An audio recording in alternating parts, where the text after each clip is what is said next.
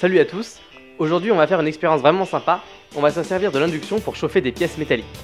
Le principe, c'est de produire un champ électromagnétique surpuissant qui va induire un courant électrique colossal dans le métal.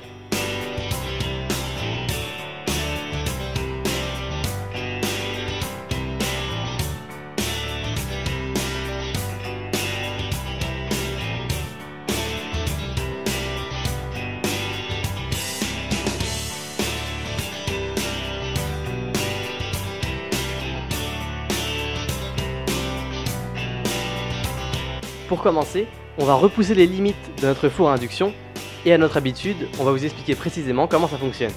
Pour les plus curieux, il y a également un schéma électrique détaillé à la fin de la vidéo. On va tester notre machine. On voit que le courant consommé augmente immédiatement quand on met du métal dans la bobine.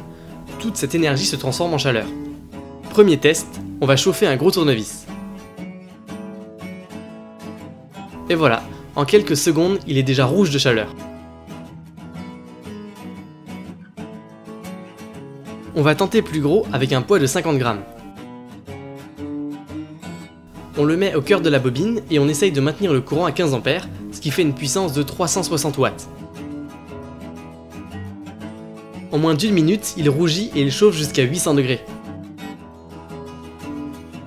A l'inverse, la bobine ne chauffe presque pas d'elle-même, c'est surtout le poids qui la réchauffe. C'est vraiment impressionnant de voir un objet si chaud.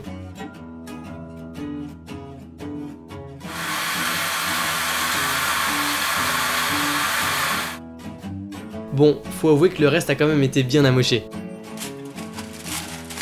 On va voir ce qu'on peut faire avec de l'aluminium de cuisine.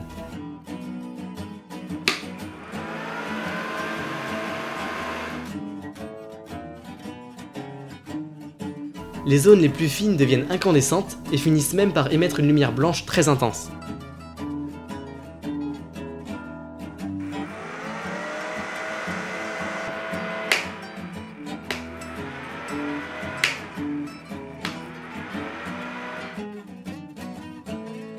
Et si on essayait de chauffer un poids d'1 kg? À cause des pertes de chaleur par conduction et convection, on ne peut pas le chauffer à rouge, mais il atteint quand même plus de 300 degrés. Pratique pour faire des soudures.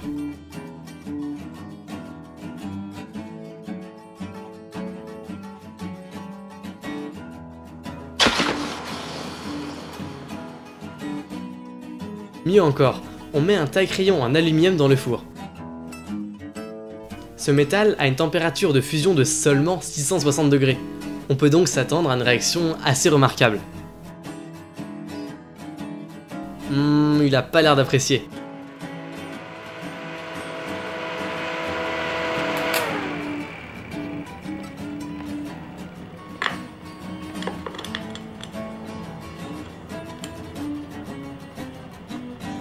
Pour d'autres tests encore plus bizarres, rendez-vous au bonus à la toute fin de la vidéo. Maintenant, on va vous expliquer brièvement comment fonctionne notre chauffage par induction.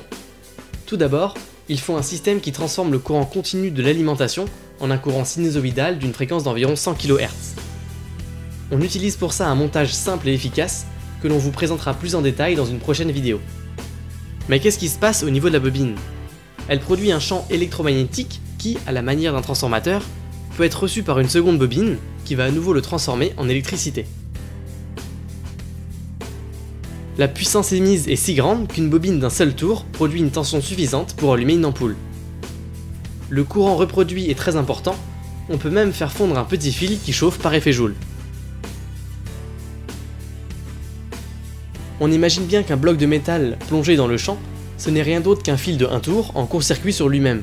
La tension est alors négligeable, mais le courant est monstrueux, une centaine d'ampères, ce qui explique l'échauffement. À présent, on va faire le lien entre notre système et les plaques chauffantes à induction que vous connaissez tous. On va voir si on peut également allumer une ampoule avec le champ électromagnétique. La plaque refuse de démarrer si elle ne détecte pas assez de métal. On place donc une casserole pour que la plaque démarre, et l'ampoule s'allume. Évidemment, ça ne serait pas pratique de mettre la casserole dans une bobine. L'émetteur est donc une bobine plate, faite pour chauffer une surface. On va reproduire ça pour que ce soit plus clair. Il suffit d'enrouler un fil électrique sur lui-même et de le recouvrir d'une plaque qui résiste bien à la différence de chaleur. On a essayé avec du verre, on a eu une drôle de surprise. On rajoute la petite casserole, on la laisse chauffer, et on peut effectivement faire bouillir de l'eau.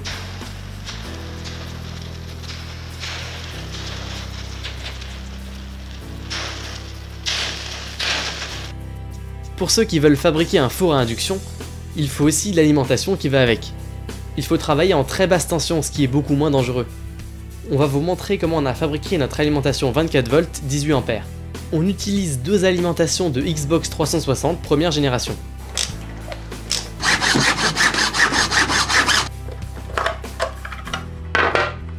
On a remarqué que pour que chaque alimentation fournisse 12V entre le fil jaune et la masse, il faut connecter le fil bleu de démarrage au fil rouge 5V. On a décidé de réunir les deux boîtiers en un pour que l'alimentation soit plus facile à utiliser. On prend une seule prise pour les deux alims, ce qui est plus simple. Puis on a fabriqué un boîtier en bois. Pour obtenir 24V, on connecte les deux alimentations en série. On a aussi ajouté un ventilateur pour refroidir l'ensemble du boîtier. Il souffle de l'air qui entre par des petits trous.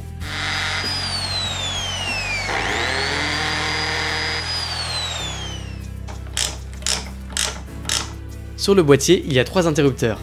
Un premier pour activer les alims, un pour augmenter la vitesse du ventilateur et un pour éteindre les LED. Comme toujours, on ajoute du papier pour l'esthétique. Et voilà le travail. Un petit point physique sur ce qu'on appelle la température de Curie. À partir d'une certaine température, un matériau n'est plus sensible au magnétisme. On a fabriqué un petit balancier qui fonctionne avec ce phénomène. Quand la tige de métal est suffisamment chaude, elle n'est plus attirée par l'aimant, puis, une fois qu'elle a refroidi, elle est de nouveau attirée et ainsi de suite. Pourquoi on vous parle de ça? Eh bien, on retrouve le même phénomène dans notre four à induction. Regardez bien l'ampèremètre. Le courant monte légèrement quand la température augmente, puis il descend d'un seul coup quand le métal est rouge de chaleur. Tout ça parce qu'il n'est presque plus sensible au champ électromagnétique. C'est donc difficile de le chauffer plus.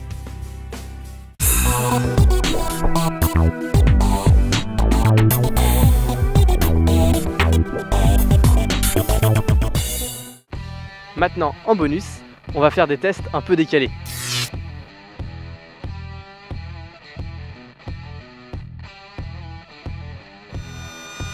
On va surchauffer ce moteur électrique pendant qu'il tourne. Dans un premier temps, la chaleur le décrasse un peu et il tourne de plus en plus vite.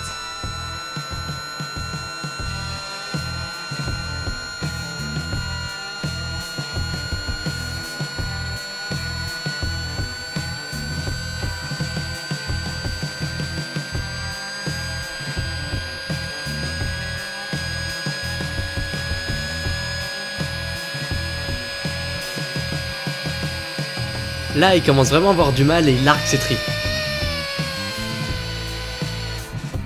Ça y est, il a rendu l'âme, il est complètement coincé. On va quand même pas s'arrêter là, on continue de le chauffer.